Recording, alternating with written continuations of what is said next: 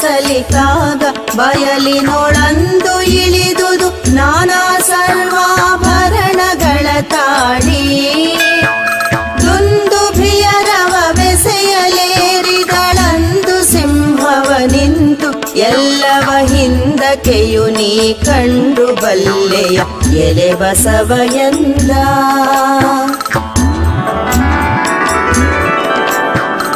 ಏರಿಸಿದಳು ಸಹಸ್ರ ತೋಳಲಿ ಭಾರಿ ಧನುಗಳ ನಾಗ ಎದೆಯನು ಹಾರಿ ಕರ್ಣಾಂತರಕ್ಕೆ ಸೆಳೆದೆ ಬಿಡಲು ಕನಸಬುದ ತೋರಿದುದು ಬ್ರಹ್ಮಾಂಡದೊಳಗೆಯು ಘೋರತರ ಶತಶಂಖ ಧ್ವನಿಯನು ಮೀರಿರಲು ಸಿಂಹ ಧ್ವನಿಗೆ ಬಲು ಗೋಪೆಯಾಯ್ತೆಂದ.